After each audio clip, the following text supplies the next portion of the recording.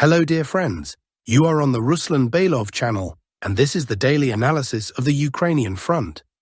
You know, many statements are being made, positions are taken, opinions shift, just as they did with Trump, with Vance, and so on.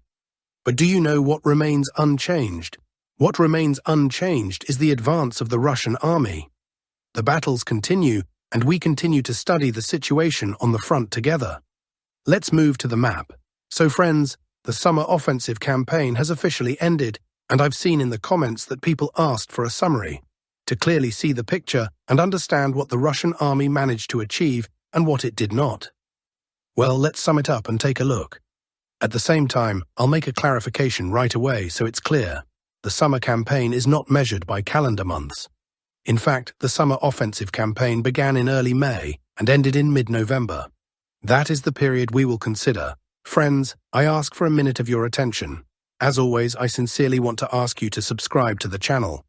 If you watch my videos more than once, but haven't subscribed yet, please do so. Your subscription helps the channel grow. Thank you to those who have subscribed, and now let's continue. We will start with the older regions, which fortunately no longer need to be discussed within the framework of the front, but at the time of the summer campaign launch, some of the territory was still controlled by the armed forces of Ukraine. In particular, the forested area across the river, near Tyotkino in the Kursk region, was under Ukrainian control. You see this dashed blue line? That was the border of the section that Ukraine held at that time. During the summer campaign, this area was fully cleared, and dozens of Ukrainian attempts to break into Tyotkino and Novi Put were repelled. I think all of you who followed along remember these moments well. Also, at the beginning of the summer campaign, the AFU still controlled an area south of Gornal and Guevo. Again, forest zones. Russian forces cleared these as well. To this day, dozens of AFU bodies are still being found there, and will continue to be found. Fortunately, Ukraine no longer controls a single square kilometer of Russian territory in the old regions. Belgorod region too was fully cleared during the summer campaign. At the start of the campaign, the AFU still controlled the outskirts of Demidovka. Now the entire area is under full Russian control. Now let's move to Russian offensive actions. Sumy region. During the summer campaign, Russian forces took control of 12 settlements and 178 square kilometers of territory. At its peak, it was more, but part of the land was retaken by Ukraine. Still, counting from the beginning of the summer campaign until today, the result stands: 12 settlements and just over 178 square kilometers under Russian control. As for the outlook for the autumn-winter campaign, we'll talk more later, but I'll say right away. In Sumy region, there are no significant prospects.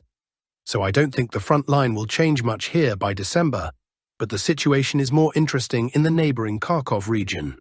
Now moving on to Kharkov region. The results here were better than in Sumy, not by the number of settlements, but by the amount of territory taken. That said, there were losses as well.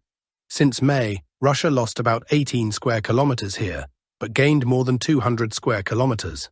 Losses came around Luhansk, where the Russian army was pushed back somewhat, and also near the village of Staritsa. Still, Russian troops improved their position in Volchansk, fully capturing the northern part of the city. They also managed something long attempted, but never achieved before: crossing the river and entering the southern part of the city, where battles are now ongoing. In addition, part of the Tatarsky forest west of the city was secured. Some may say this isn't a massive achievement for 4.5 months of fighting, and perhaps that's fair. But we must remember this section had seen no movement at all for a whole year prior. So even such gains here can be considered positive. Further east, progress was more significant. Over the summer, the so-called Malovsky bridgehead was created, with advances across a stretch over 20 kilometers long. Ukrainian positions in the Dnipropetrovsk sector were also closed off. Perhaps the greatest success in Kharkov region came on the Kupiansk front. At the start of the summer campaign, the front line was behind Kondrashovka. Now battles are taking place in the center of the city itself. Forecasts are uncertain, but by December, following the autumn campaign, Kupiansk may fall under Russian control. There are certainly prerequisites for that. To sum up Kharkov region, during the summer campaign, Russian troops took 7 settlements and 226 square kilometers of territory.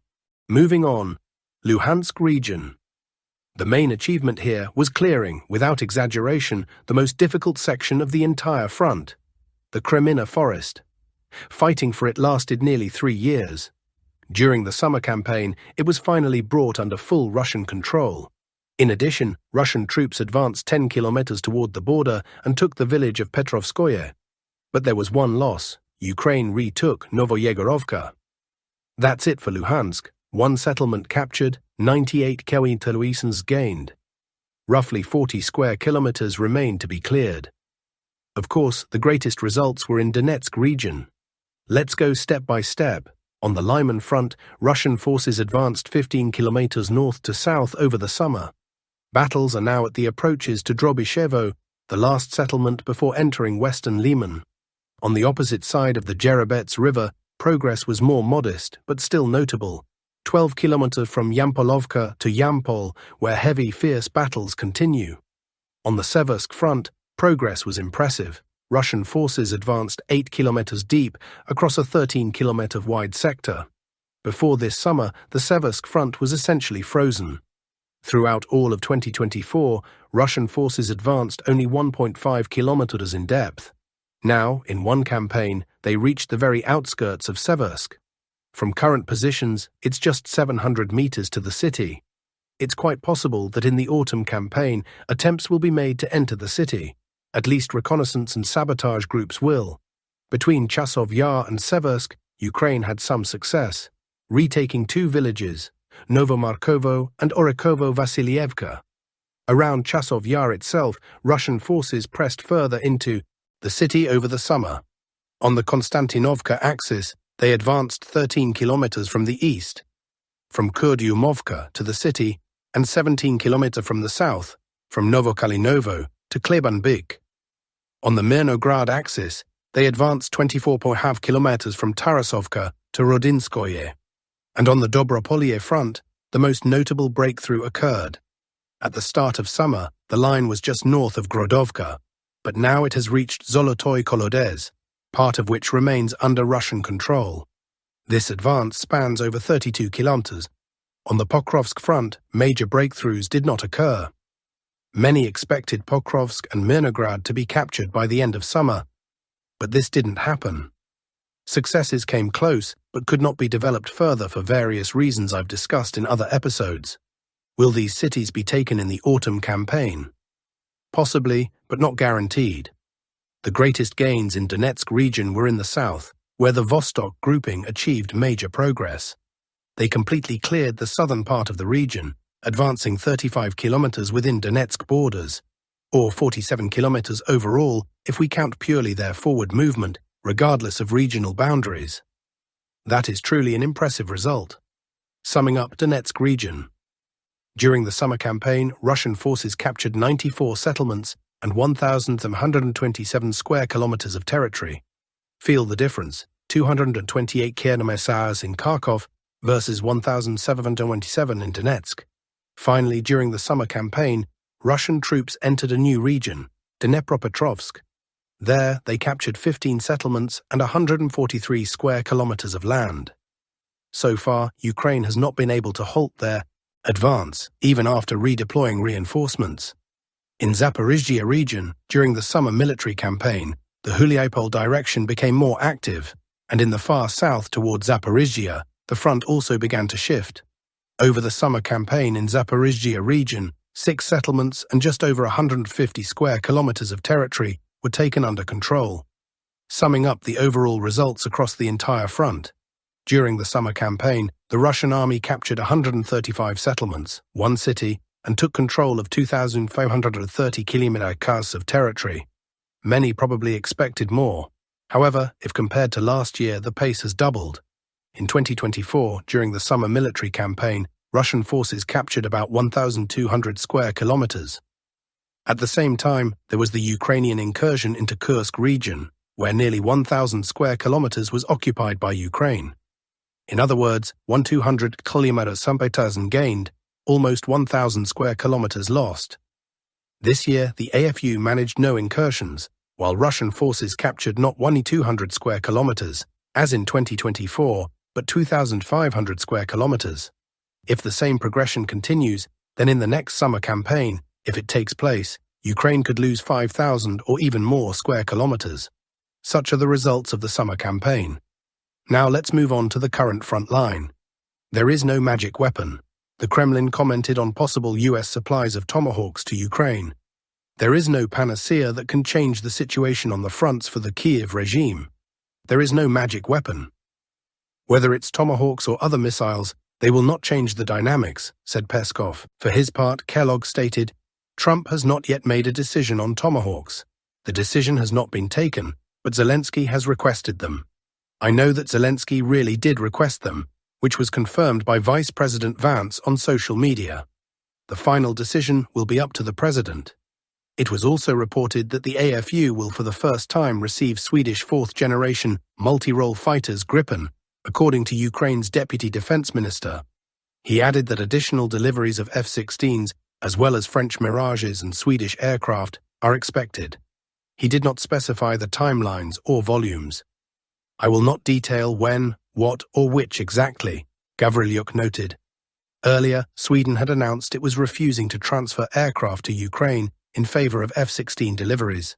Viktor Orbán declared that the EU has turned into a military project aimed at defeating Russia and is trying to force Hungary to submit to this goal. The politician believes that the talk of peace in Brussels is in fact preparation for war. Like the old empires that oppressed us, the European Union has now become a military project. In Brussels, they openly say that they consider defeating Russia on the Eastern Front the task of the next decade. This means every European, every economic actor, every national state belonging to the Union must serve this goal. We in Hungary do not want this. Yet they want to force us into it. This, dear friends, is called coercion. When Brussels now speaks of European peace, it actually means war. We give it weapons. Ukraine should not behave as though it is sovereign. Ukraine has lost 1/5 of its territory in the war with Russia. Sovereignty ended there. If the West decides to stop giving even a penny, Ukraine will close down, disappear, Orbán said. He added that 2-3 Hungarian drones are not what Ukraine should be worried about. We are not their enemies here. Orbán also recalled how he pushed back against Trump over Russian oil purchases during a dinner with his wife. Late in the evening, I was calmly having dinner with my wife when the President of the United States literally burst into our kitchen. Well, in the form of a phone call. Naturally, I correctly presented our national position, after which I calmly finished my Lexo and went to bed with a clear conscience. We defended Hungary's national interests as it should be, simple and ordinary. I refused the hegemon, defended the interests of my country, finished my Lexo and went to sleep. He's certainly cool, Telegram channels wrote. Meanwhile, during a search of former U.S. National Security Advisor John Bolton, FBI agents found classified documents, media reported. According to Politico, the materials seized contained information related to weapons of mass destruction, the U.S. permanent mission to the UN, as well as U.S. government strategic communications, TASS relayed. Some of the documents were marked secret and confidential. As the publication notes, earlier Wired magazine reported that classified information from the U.S. Department of Homeland Security became accessible to a wide range of users due to a software error in an online storage system. The European Commission is proposing that sanctions be extended by majority vote, not unanimously, media write. According to Politico, the EC has suggested changing the mechanism for extending restrictions against Russia to avoid a Hungarian veto. Brussels wants the extension of sanctions to be approved by qualified majority. Such a change could overcome dissent from Russia's partners, primarily Hungary, as the EU fears that Budapest may again express opposition and thereby return Russia its frozen assets. Friends, that's all for today's update. Thank you for watching and staying with me until the end. Don't forget to subscribe to the channel and support with a like. It really helps the development of this project. Take care of yourselves, and we'll meet again very soon with a new analysis of the front lines. See you next time.